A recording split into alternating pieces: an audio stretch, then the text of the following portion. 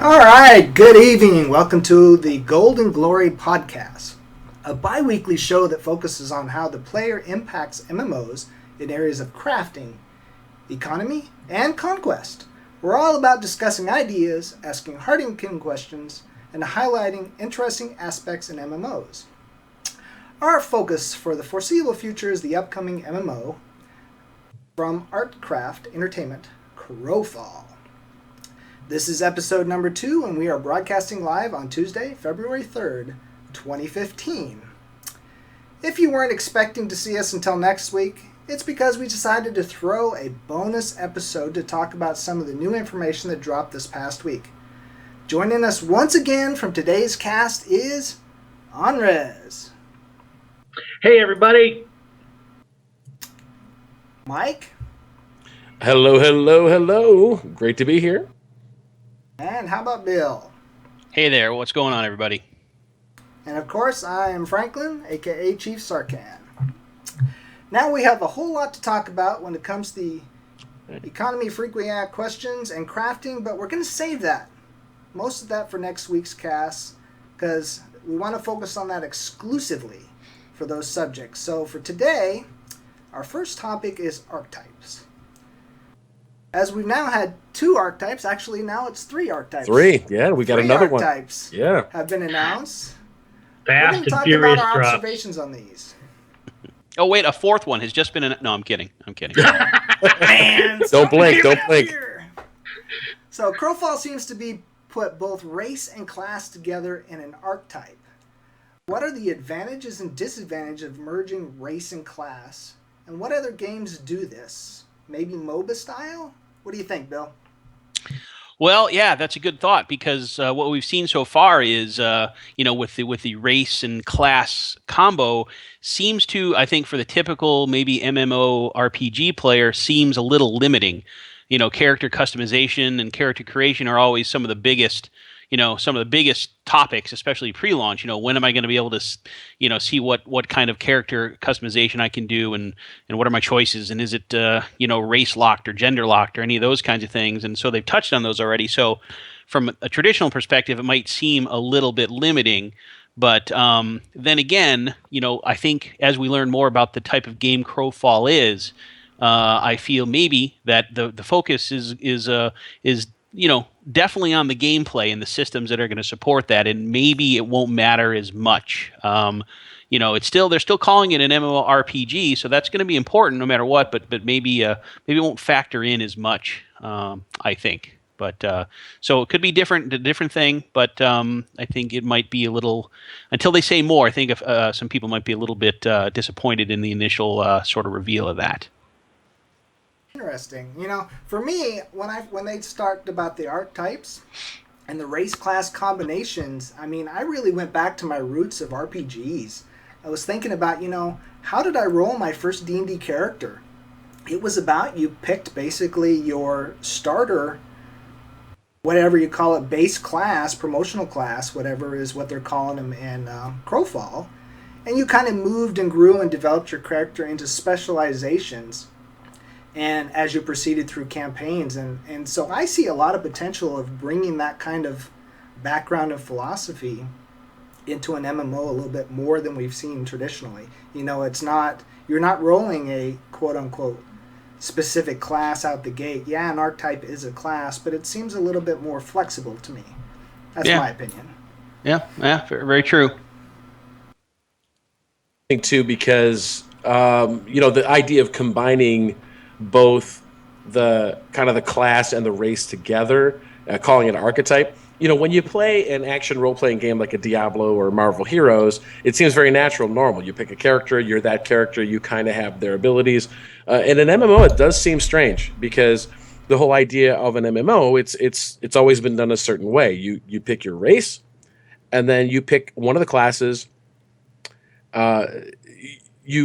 You pick one of the classes that race can be, but honestly, what I can perceive though is there going to be some people that are going to want to be, say, a centaur, and they're going to want to play Templar or something like that. So I think you're going to, because it is so normal to have diversity in an MMO, I think you will have people that may have concern about it. But ultimately for me, I think I think it's a nice change. It definitely can work based on everything I'm seeing. But there's another piece to it too. There's further development into that particular archetype as well. That, from what I understand, will make the game seem a lot different. So as you advance your character, suddenly your class becomes something very different. So I think with the diversity available, I think it works. I just think there are going to be some people that might, lots of forum tiers on the subject of it's too restrictive, and of course we know that some of them are gender locked, some of them aren't. From what I understand, most of the non-human ones are going to be pretty much the same gender. For example, today's Templar archetype reveal showed both male and female, where the Stoneforge and the Centaur were showing, or the Legionnaire, I think, were showing single gender. So I think it will be kind of a mix and match, but I don't have an issue with it. I think it's fine. I think it's very different, very different. Yeah, I have to say that I was impressed. I was kind of impressed by the little bit of backstory we had on the release today on the character. I thought it was a very strong female character, really strong, quick dialogue, and how it would make sense that character went from something to something else. But of all the people here, I probably may have had the biggest reservation with archetypes, maybe with being burned. I guess in the past being too restricted on classes. But then I have to look at the reveals and information we've gotten so far, is that I feel like the skill gains and some other options for the community, that they can specialize their choices and create some differences. And as long as my character can be adapted to change how I play it, I think there'll be enough differences created for me to feel like I'm making a change. So instead of choosing skills, changing how I play my character changes the end result of my character. Well, then I think that's enough for me to be excited about specialization.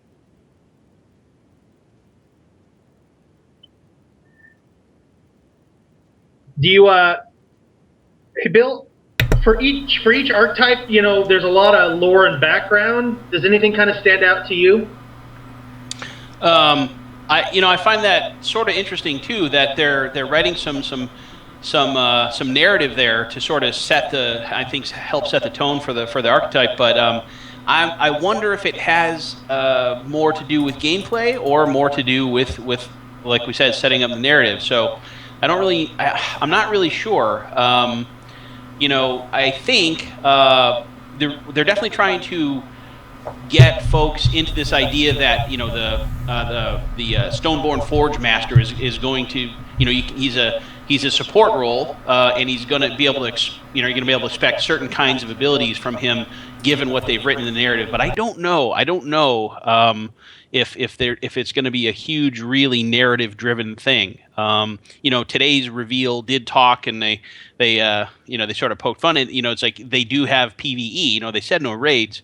But so the fact that there's a PvE and they've gone out of their way to say that, and that there's large persistent world masses and everything, I think that's a positive too, because I'm really looking for any game like this. To me, really has to have some meaning in the backstory and everything. So it's hard to tell right now if they're just setting up the hero concept of here's your character that you play, here's your game piece, or if they're really trying to build some kind of individual story for each of them. So.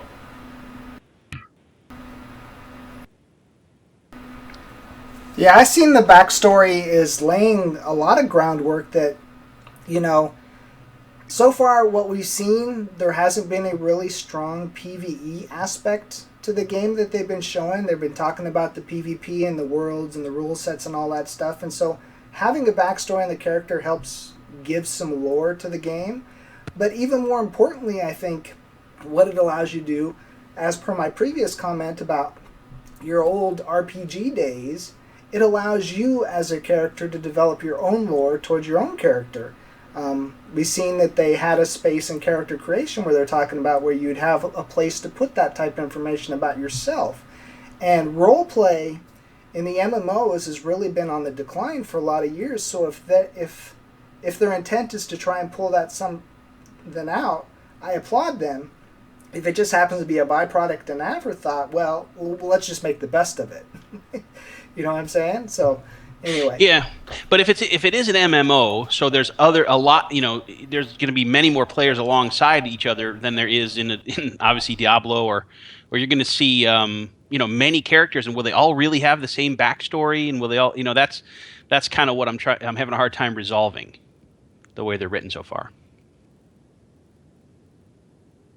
Point. I think the idea of the fact that we're kind of these eternal gods that live in this persistent world, and I know we'll get into that a little bit more shortly, but we're in this persistent world, and there are these dying worlds, and we're basically going down to conquer, salvage, and get everything we can from those worlds until those worlds are destroyed by a cataclysm, right?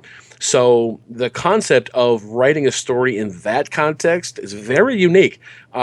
Typically, in any story where I follow the lore, it's been something to the effect of, okay, I was born a poor child on the streets of Main City in this world, and, my brothers and sisters were here, and it was very different, very different. The little clips they gave us are a nice introduction to the lore. I think it is very nice that we do have some direction as far as what motivates them, what they're all about, that kind of thing. I wouldn't consider myself a lore hound, but lore does matter. And excuse me, I'll give you an example of how lore does matter. For example, I had no intention, for example, with World of Warcraft, I had no intention at all of buying the expansion. I wasn't going to buy Warlords of Draenor. I had told everybody I wasn't buying it. But you know what got me? The story.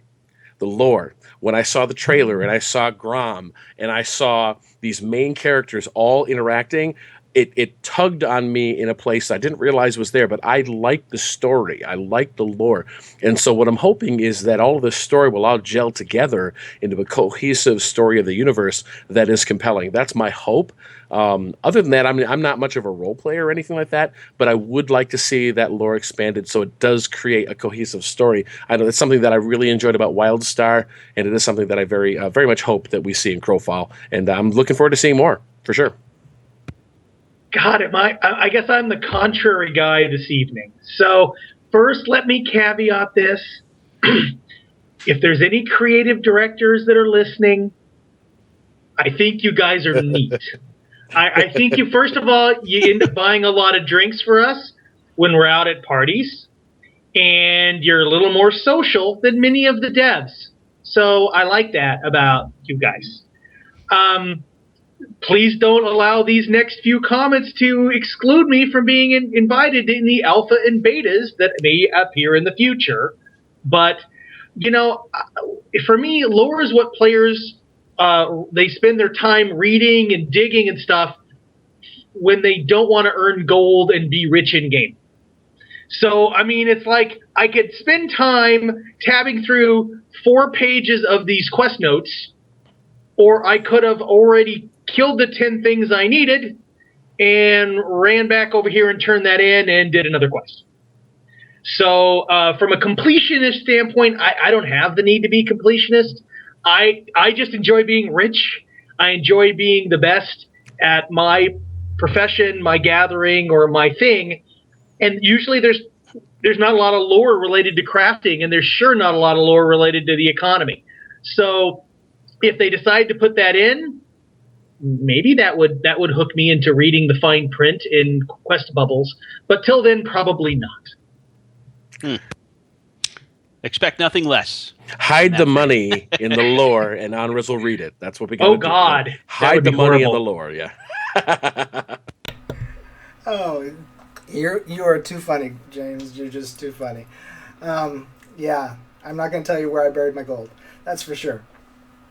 Let's move on and keep the conversation going about archetypes. So, so far they've showed us that the archetypes kind of run in 3 flavors, and this is going to be a very controversial topic because you have DPS, you have defense, or they did actually say tank on their website in their news release today, and then you have support.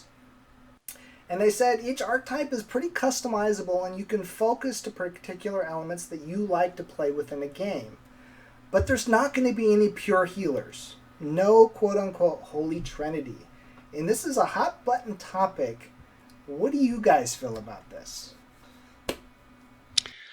Well, that is a thing. So I'll be first to admit I've never played a healer as a primary character in any of the games that I've played, so I'm probably totally out of line to talk, but I'm really not a fan of not having that role in an RPG. I happen to feel that the Trinity really represents combat really well, the conditions that would occur. Mostly it's a rules-based situation and stats are involved, but it represents the different things that happen in combat, from defense to offense to healing, and I really feel that that really presents at least three unique playstyles, and there are players that love it. There are players that love the tank playstyle. There are players that love the healing playstyle. You always hear, and there's talk about how the DPS, there's more DPS than anything, but if you really look at, the typical group makeup of say a 5-man group, it's 60% DPS, 20% tanks, and 20% healers, and I think that's probably about the ratio you have in the game. So everybody says there's no healers or no tanks, but there really is just enough based on the percentage that are required. So I don't know. Obviously, we need to know a lot more about the gameplay of Crowfall before we know what really makes sense for it. But from a sort of a pure perspective, the last game that kind of came out and said no healing, light support, blah blah blah, was Guild Wars 2, and I really, if you look at how combat has really played out in that game, it's really not tactical, it's really not strategic, and even though there may be room for support roles in there, they're not pure, and I don't think they're really prevalent. It feels like everyone's in there for themselves, for the most part, and that has a lot to do with the content design as well. So I don't know. I'd like to hear more about what that'll really mean and see how they play it out. Of course, it's way too early to make a judgment. I think I'll miss healers though a little bit. Yeah, I think ultimately game mechanics really do need to define the game. So, for example, I'm a big fan of the traditional Trinity. I've defended it multiple times in games. The traditional tank, healer, DPS. It allows people to feel like they have a job. It makes them feel important. They have a role.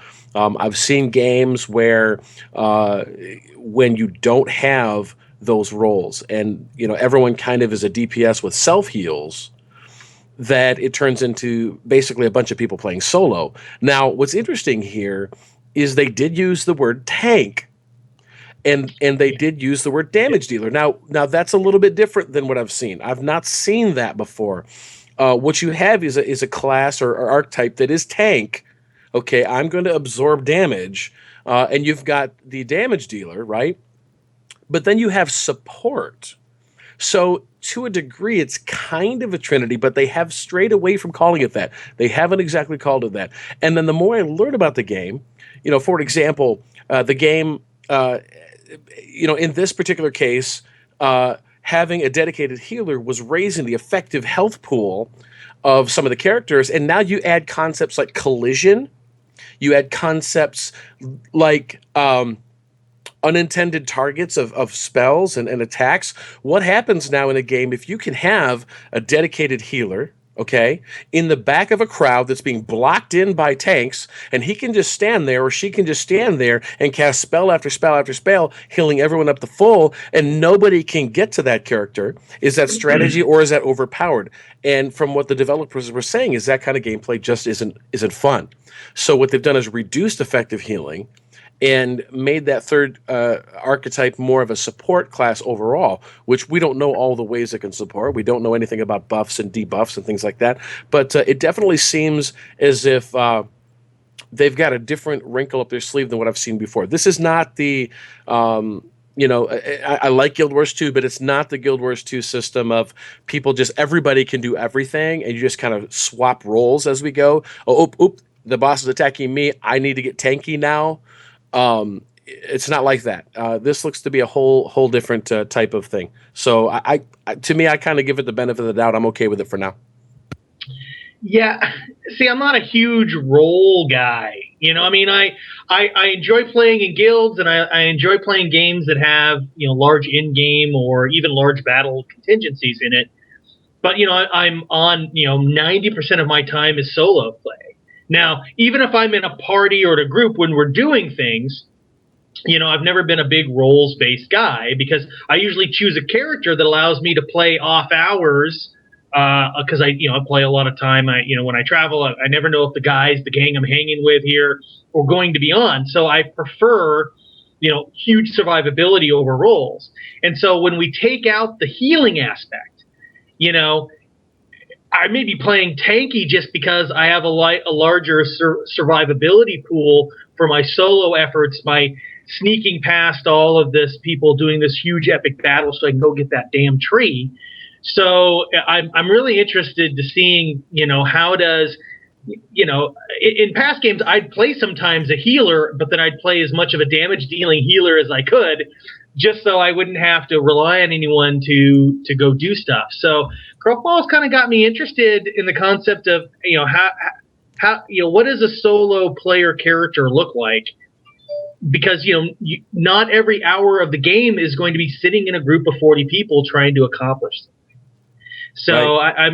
I'm interested, slightly concerned, and hoping that the more drops that we learn and the more archetypes we learn, one of them will just read to me like, oh yeah, that's me. That's what I'm gonna do. So yeah, good point. Yeah, I'm really excited about the direction they're going, honestly. When they said there was no dedicated healers in what was suggested to be truly a PvP-centric game, I was like, heck yeah. Finally, it's not going to be a war of attrition. I've got 5 healers, you've only got 4. We all have about the same amount of DPS, but you're going to win because you got more healers. It supports that whole Zerg mentality. In a PvE game where it's, you're fighting a boss and you're burning down their health with a group of people, healers make sense. It's the way you balance the combat where you kind of need the Holy Trinity.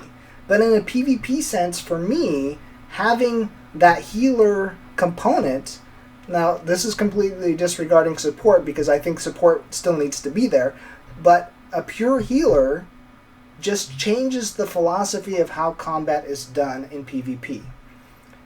If you don't have a pure healer, now you have to think about, do I have the right group to go up against those guys over there? Am I going to have enough to get the objective and keep it? Now you have to start planning your combat a little bit better. You have to start deciding which battles to fight and which battles to run from. And I think it's the right direction to go if Crowfall is indeed a PvP-centric game. I did see on their recent post that there is a PvE element to the game. It was on Twitter that they said, no, there is going to be PvE, there's just not going to be any raid bosses. So I think it's going to work, and I think they're going the right direction, definitely. So with that, let's move on. Is there any other archetypes that, we've seen the tank, we've seen the support, and we've seen the DPS. What other archetypes do we think might be out there? Bill? Well, since they came out of the gate really strong, talking about how there's meaningful crafter and trotted out raft coster and everything, I'm wondering, are we going to see crafting archetypes? Are they at the same tier as all these combat archetypes that we're seeing? Or maybe they're at the same tier, but maybe there's a different construct for them. Maybe we'll get to that next. But I'd really like to see that idea, whether or not that defines if you can or can't play a true non-combat role for your entire length of progression. But so that's kind of what I'd like to know is where does the crafters fit into this? Since they're already very important, it seems like we'd get to be featured in a similar way as these archetypes. Yeah, it would be interesting if they created the James archetype. And, sadly, I don't think there will be one. I would really hope that there would be, but it's kind of been hinted that everybody's going to have to do combat. So I think a pure crafter archetype is not in the works. But I do think because they're saying you're very flexible in your development of your character, that you could forego trying to develop your combat side and focus essentially on your crafting mechanics, which James and I are both pretty privy to doing. I mean, just look at us in WildStar and the silly things that we did. But yeah, oh God. No. So I think there will be the ability for guilds to support a dedicated crafter, but I'm really not hopeful that there'll be a crafter's archetype. What do you think, James? Well, here's my rant of the day. Well, I can't promise it's my only one, but here's a rant. I say crafting archetype makes sense, and here's the reason why. Crafting archetype is the pet class. I'm tired of pet classes being fancy ranger hunters or just warlocks. God bless America. Why can't crafters create clockwork creatures or golem creatures or whatever? Now I have a crafting class who has an attack pet. So even if myself, I don't have a lot of combat myself, throw a pet class in. Now we have some semblance of crafters being useful in a combat-based role. Not to mention the concept of eventually we build keeps, if we build defensive structures in the realms down below that are facing the hungers, we could then build full-time guards, because I mean, if this is a persistent location and we build this fort, well, not all of our people are going to be on all the time.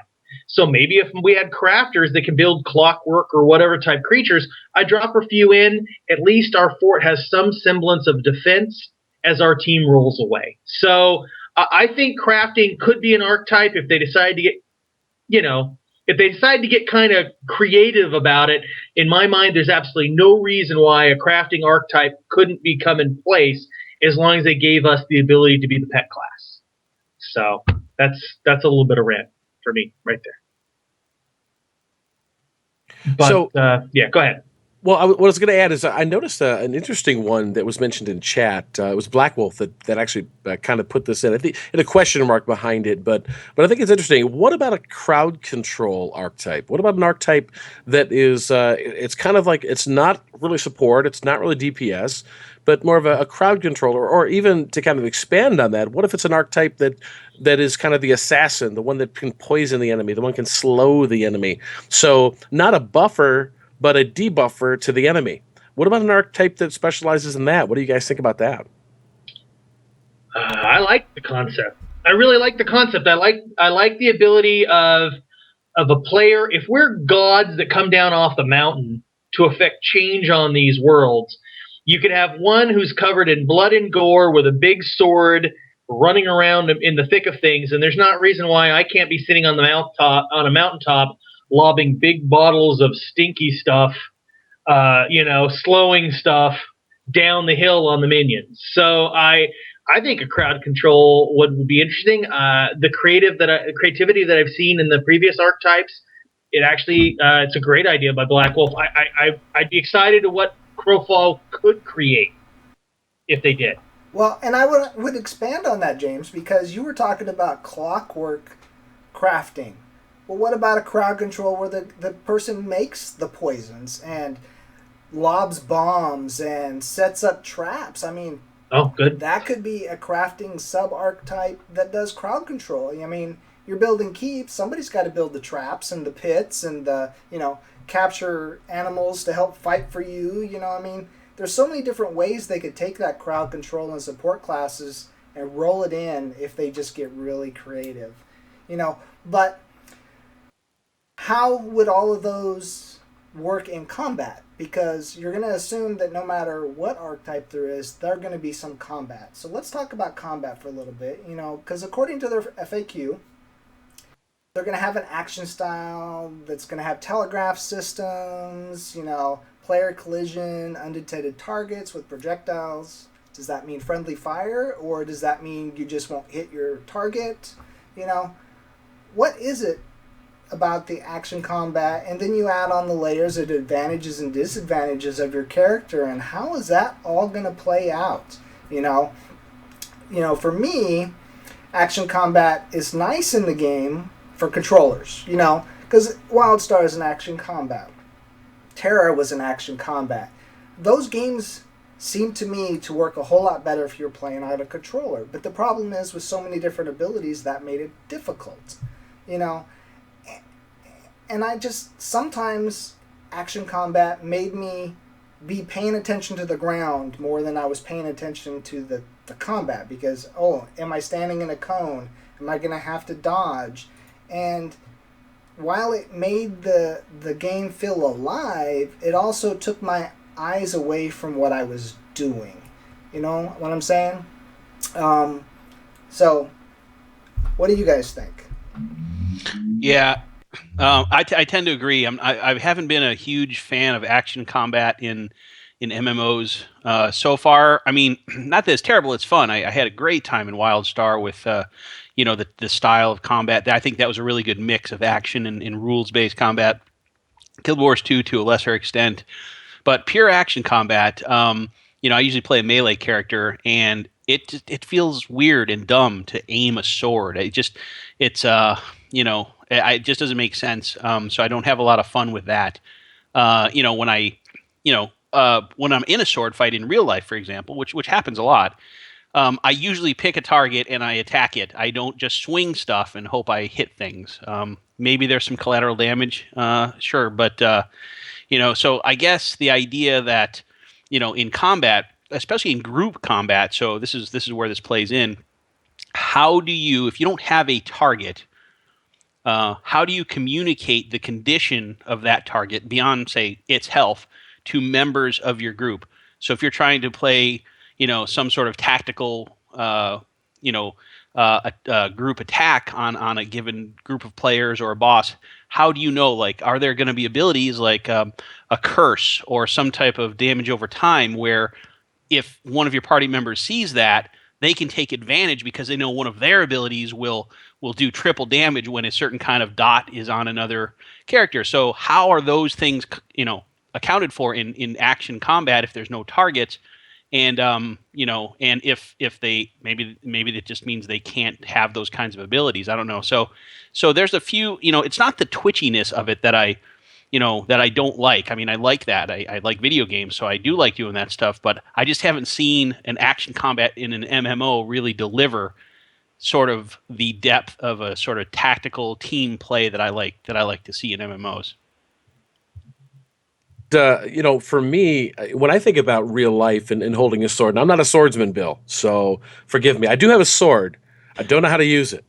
Okay, but when I aim a sword, I wish I could just tab onto a target and let an RNG decide whether or not I hit my target. But to me, I am aiming in just a direction, hoping that I'm aiming accurately enough with my skill to be able to hit my target. So to me, when I think of melee combat, I think of, in real life, if I swing sideways, I'm going to hit everything within that cone, intentional or not intentional. I think of these lightsaber movies of the kid on Christmas picking up the lightsaber and all of a sudden he's swiping the end off the couch and takes off grandma's head and these kind of weird things that you see. But to me, I think if there is a way to, for example, because you're right. If let's say I'm a ranged character and I want to target, maybe I want to call a target on that particular enemy over there. Is there a way to set a telegraph at a distance? That's a good question. From the description of this game, it really sounds like what's in front of you gets hit first. So while I do agree, it does make the game a little less tactical. Because, for example, in the games that I've done group content in the most, it has been a tab target situation where you're now dealing with, which I like. I mean, I like World of Warcraft. I like group combat in World of Warcraft. I've played the game for almost 10 years, so I definitely appreciate that. The way action combat is described, what I'm wondering if we're just not getting the full picture yet, because here we go. We've got some stuff they've kind of only hinted at. For example, the whole unintended target thing. Can we hit our friends? How does that work? So. I hope so. Well, see, that's going to add something very interesting to group combat because there's collision as well. which I really haven't played a game with collision since I think it was Warhammer Online. I think had collision, but I haven't really played many games with collision. So that's going to be very interesting. So to me, the action combats work. I think it's fine. I don't have an issue with it. The one thing that I can say can become a disadvantage if there are long combat situations. It can be a little bit fatiguing, constantly having to mash the buttons and constantly having to control everything by action. So it can get a little bit tiresome. I noticed that with WildStar. I did kind of get a little bit tired more quickly. But we'll have to see how it goes. There's so many mysteries with it. But for me, I like the action combat. I don't really have any issues with it. For me, I don't usually choose my games by playing by combat. I think I stick with games based on combat. So to me, it's just combat's just a means to the ends. If everything else, all the rest of the meta games interest me. If it's more fun, I'll do more combat. I mean, that's just the nature of it. I think for everyone. I'd like to announce now for the game that if I'm not really excited about the combat, I'll probably be a stealth class just so I can sneak around and avoid combat when I want to avoid combat. Wait till Black Wolf is busily involved in something else and just stab him and take his stuff, or sneak by somebody and just steal their nodes and run away. So I don't usually play stealth classes. So again, heads up, Crowfall. If I start announcing that my archetype favorite is stealth classes, someone needs to tell the devs to make the combat maybe more fun. So the fun thing is that what is fun for me in combat may not be fun for everyone. My biggest hope is that they come up with a large or big tent solution that those people who want to be really nuanced and strategic in this large combat type game, it's as fun for them as someone who's out in a 3 or 4 person battle. And that's a challenge to me. I really think that's going to be tough. How to have 40 people fighting, be enjoying themselves in combat as much as 3 or 4 people, battling it out. If you play a stealth class, I'm putting padlocks on my pockets. I'm so thinking of it. I mean, especially with the drop rules and stuff, the gankability factor here for me just to line my pockets. That's nice. Yeah, I'm thinking about it. Nice. So there are a few, the one thing I'm also talking about is the combat FAQ states that combat for each archetype will not be balanced. Now, I'll use the air quotes balanced because this is a word that strikes fear in all early communities when talking about combat. So the goal is that no single character will be the best at all situations. And so, guys, what are your thoughts on this whole imbalance between archetypes? I'll take that one. I think it's brilliant. I'm kind of tired of overbalancing. Matter of fact, I hope the balance is so far off that some classes every class has to run from another class. That's what I want to see. Because there's going to be another class that your class will crush. And in my mind, ultimately that means that you travel as a pack. You bring somebody to fill in the gaps that you don't have, and that promotes social, that promotes team play, and all that kind of stuff. So that's what I really hope to see. Obviously, there's got to be sort of a happy medium because some people just won't find some of that fun. I don't know how they will, dial into that. I don't know how any developer can, because some people will just get upset and they leave. But on the other hand, the guys from Artcraft have come out pretty strongly saying this is not the game for everyone. And every day when they release a new update, they'll say, okay, we're going to lose some people today because of this. And so I really think that idea that not every class can do everything and not every class can even possibly win every battle is an important one to bring back some of the more organic, not the force, not through, hey, we're going to queue up in a random dungeon finder and get extra rewards because we decided to do that. This is going to, I think, queue up organic grouping and say, hey, we're going into this place where there's some kind of specific threat, and we need this class or this archetype with us. Will you come? We can't do it with what we have. So I'm hoping for that. Yeah, I definitely think it's the right direction. And I think I want to go a little bit farther than what you were saying. Because party members are going to have strengths and weaknesses, and that's important. But even further, Crowfall has advantages and disadvantages. And so this is going to encourage teamwork and strategic play, just like an old tabletop game. You're going to want to stack your group, your force, to play off those strengths and weaknesses, because not everybody's going to be capable to do everything. I mean, in the old days, you forgot to go to a dungeon with a thief. Well, sorry, you can't get past this trap without brute force, and somebody's going to get hurt more than likely. But let's take it even farther with the advantages and disadvantages that Crowfall has. Now you might look at that centaur and assume he's a tank, but because of his advantages and disadvantages play out, he's not going to be just like the one that's right next to him. And that's going to be quintessential to gameplay, and to where, how could you balance every possible conceivable combination of advantages and disadvantages between the archetypes, the specializations that they do, and then the weaknesses they end up with on their character? It would be an impossible endeavor to even attempt to pretend like there's going to be some kind of balance. And I think that's the perfect way to approach it, because like you were saying, you want to go in as a group. If you go by yourself, 90% of everybody out there is going to own you because you've specialized in a certain way. But those 10% that you are just strong against are going to fear you like no end. As long as everybody has that potential with some percentage of the population, it's brilliant. I think, kind of piggybacking off of that, I think it's definitely the right way to go.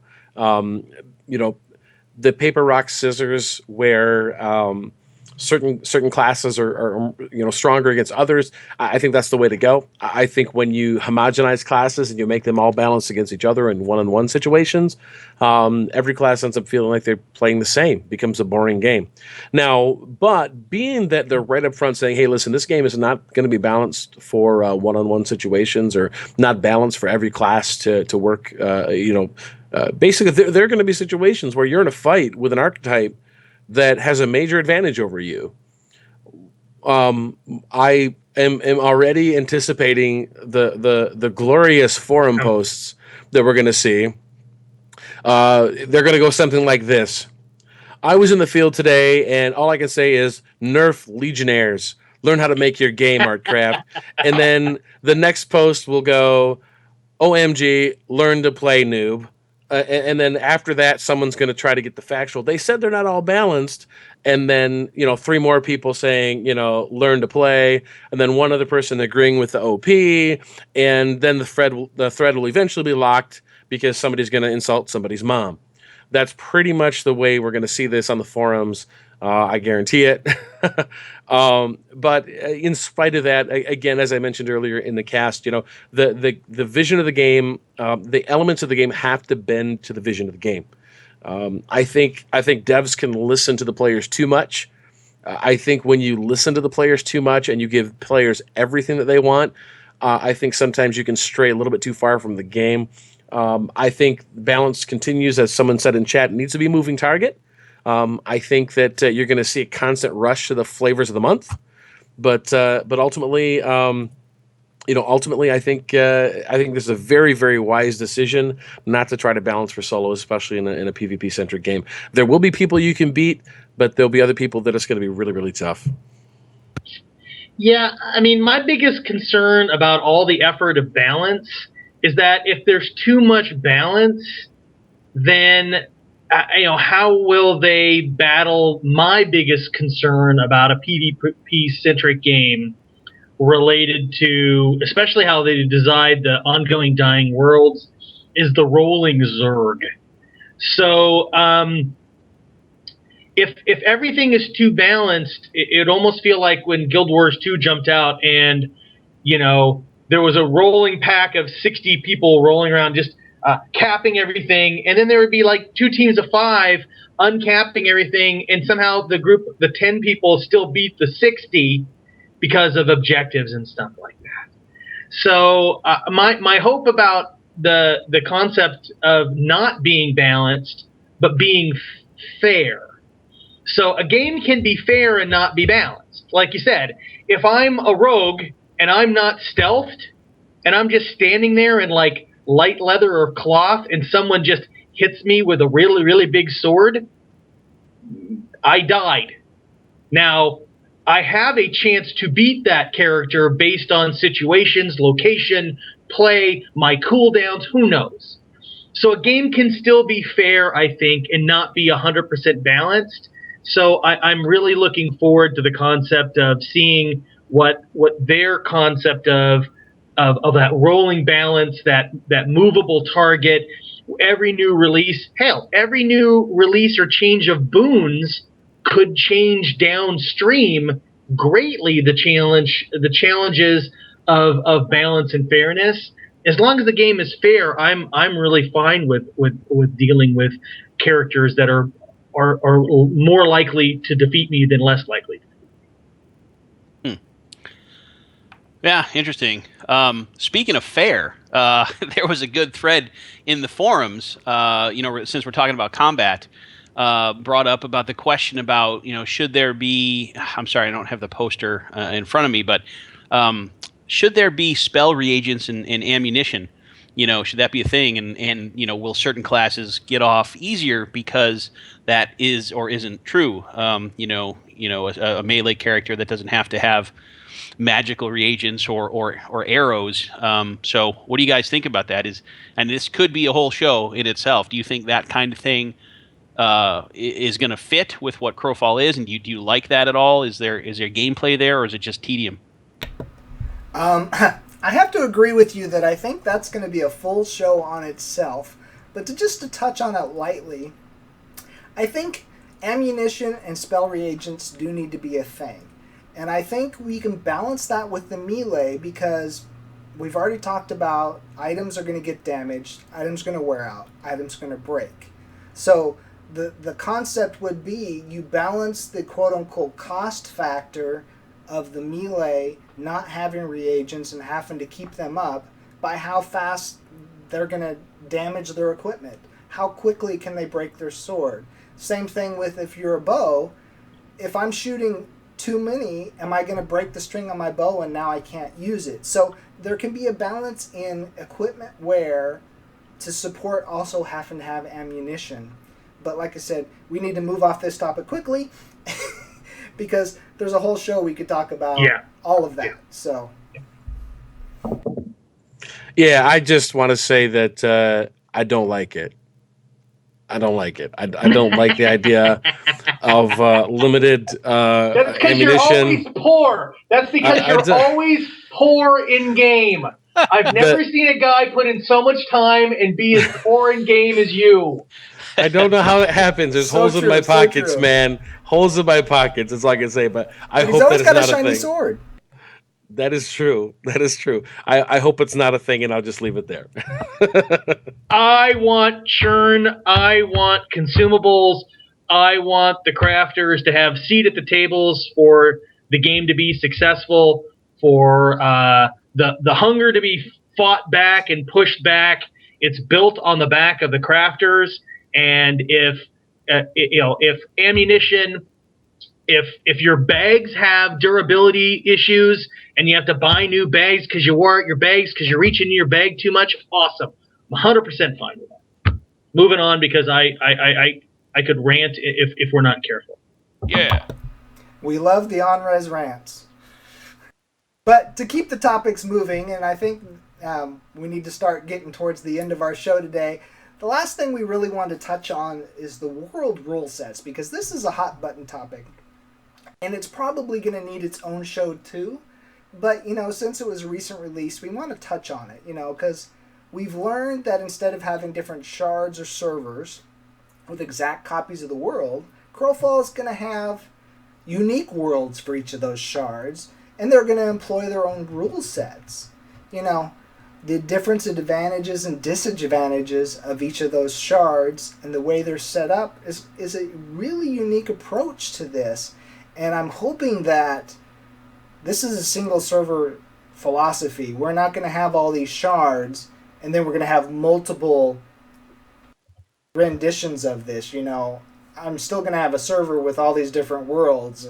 I'm hoping it's a one world situation that's made up of multiple worlds, right? So, what do you guys thought? Yeah, I think it's super interesting. I mean, there's nothing else.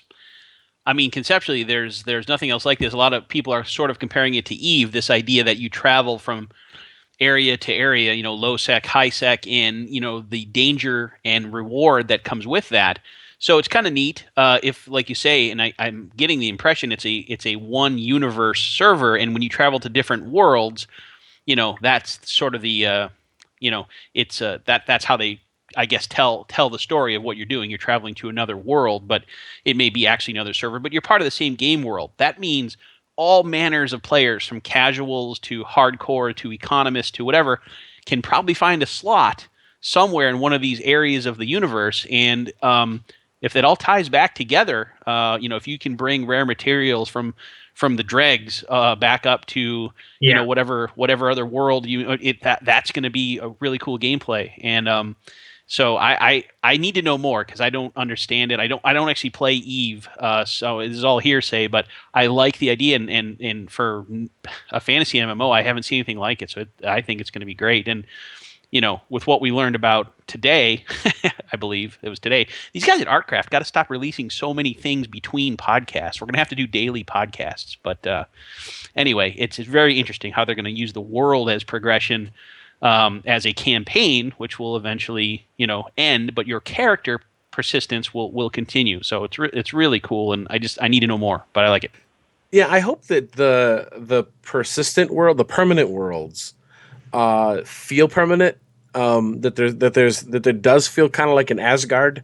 This is kind of the home of the gods, and this is kind of where we go when we're done fighting, and scavenging is kind of where we set up our guild homes and things like that.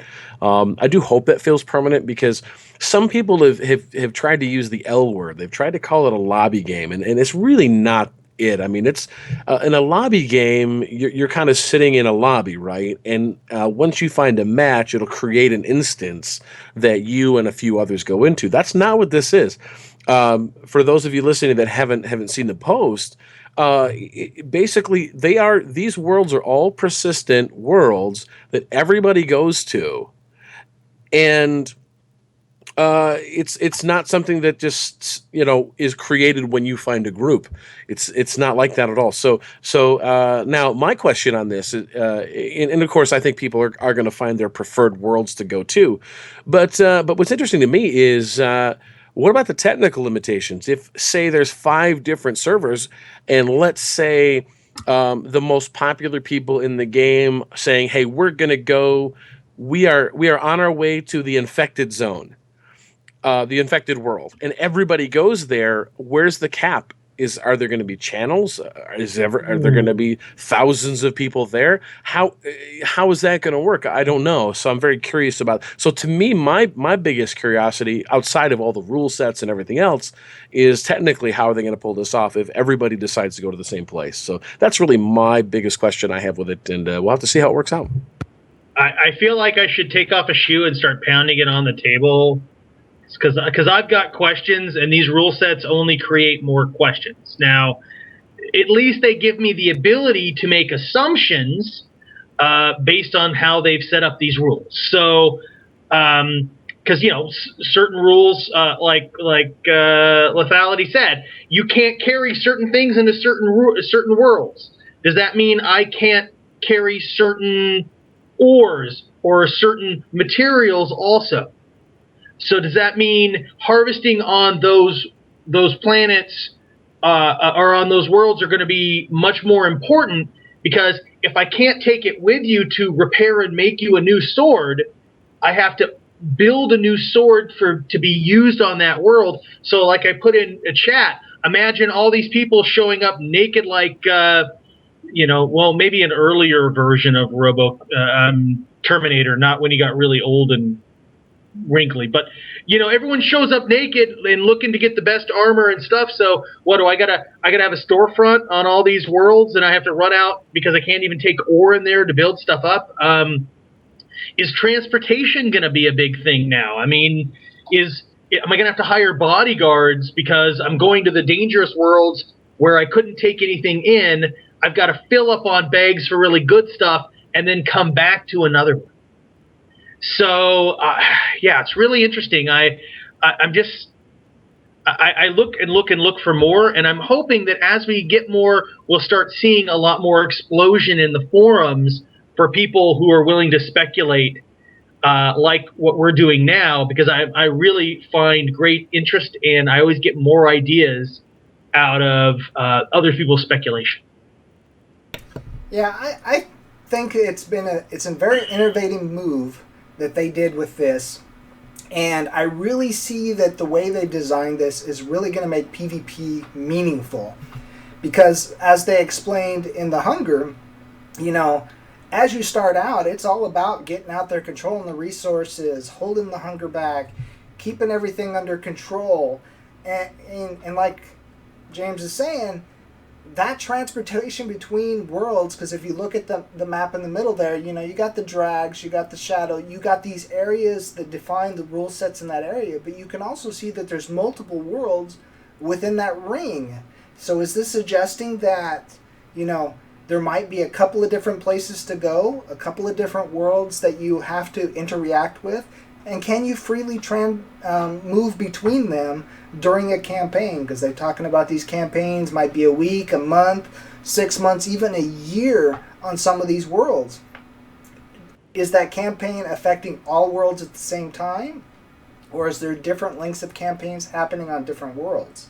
And when the Hunger finishes, is that world basically just wiped clean and started over, and it's still the same world? Or does that world actually leave its spot in the quadrant, it implodes, and they make another one in the same ring? So many questions about the potential. We understand the rule sets to a limited degree, but how is all this interaction? If you commit to a campaign, are you stuck in that campaign? There again it goes, is it world specific? Or is it cover the entire everything? So many questions. But I think it's a good move. I think it's a positive direction. But with that, based on what we know of rule sets, what rule set or what world most interests you? What do you think, Mike?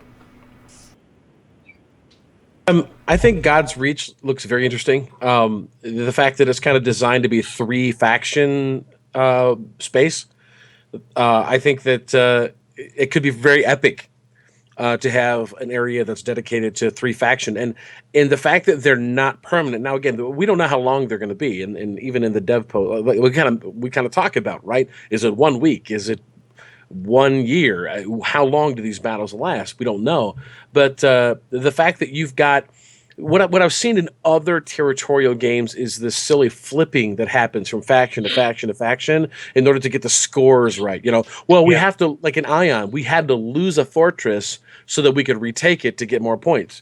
So because we weren't getting enough points by defending, in this particular case. So to have kind of a stage that resets from time to time, I think this could be very good. But the 3-faction looks really fun. I'm definitely looking to get into some of that.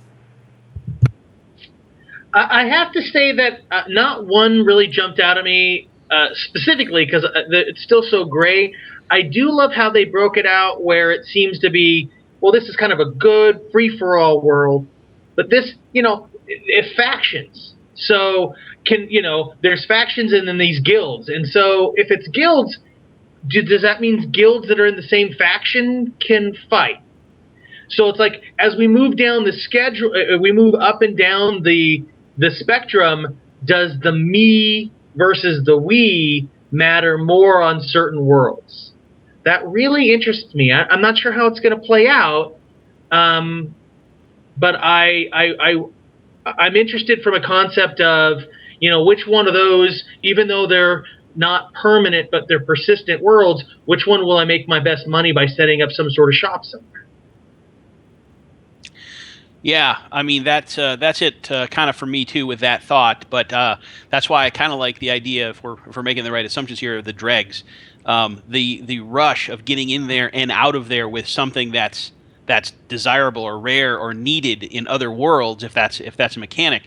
And then just the adrenaline rush of something mattering. Like I could lose things by trying to do that, so automatically that'll probably eliminate or make at least give pause to everyone from just doing that as a matter of course. And I am not the most skilled player when it comes to that stuff, but I do feed off of the sort of the thrill of victory. And in my case, victory would be surviving a trip to that world, fighting what I had to get what I went there for. And then, so that's what I'm looking to the most. I may die a lot, but it's going to be worth it. Me too. Yeah.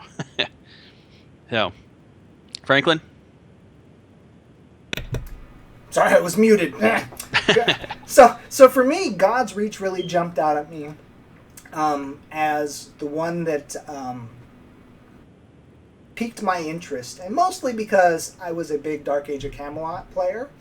And the whole concept of 3 faction just takes me back to my 4.5 years of out there fighting for relics. And if that's what they're going for on that world, I'm really intrigued, because the most fun I've ever had at PvP was sieging down keeps and taking down, roaming mobs of players and trying to get that relic over and getting that buff for our PvP.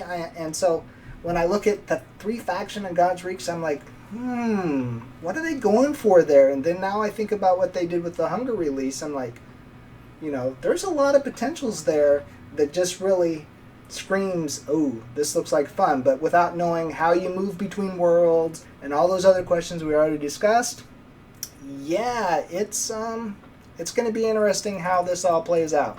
But anyway, I think this is a really good place to tie up today's discussion. We've gone right up to the hour. We've had some really good conversations. We hope that you all like chatting with us. If you want to get with us, you want to follow us, I'll put all our information there in the Twitch chat with all the links. We have our Twitter, Golden Glory PC, and over on Facebook, the Golden Glory Podcast. We have each of our individual Twitter handles. As they say goodnight, they'll tell you what those are. Yep. Hey, Franklin, we have a website now, too, that we didn't have last week. We have a website. GoldenGloryPodcast.com is now up and live with episodes. So fancy. That is up and running. Nice. That's excellent. Well, let's go around the room. I am Chief Sarkan. You can find me on Twitter at Chief_Skarkan. It was great having you on the show. We hope to see you on our next one. We'll have lots of them. Yes. I'm Arrowwolf, and you can follow me on Twitter at Arrowwolf, or on my blog at thewolfden.com, WULFDEN.com. And I'm Lethality. You can find me at real_lethality on Twitter, 140 characters at a time. And that's it for now, but more coming soon. Yeah, and I'm Onrez. You can find me on Twitter, Onrez. I'll try to lurk all the Golden Glory sites, Facebook specifically, and definitely try to get some articles and some rant pieces up on the new website, ASAP. Oh, and don't forget, over at crushtethrone.com, we have an area on their forums. If you want to ask for topics for us to discuss, talk about topics we've already discussed, they've hosted us a nice place to do that chatting. Yay. So you don't have to do it just on Twitter. You can head over there and leave us a message. Yep, very cool. Great set of forums over there. Definitely check those out. Good vibe, people. Make sure you put your thoughts in there. I'd love to see what you guys are saying. So anyway, you all have a great night, and we will see you on our next show. You all take care.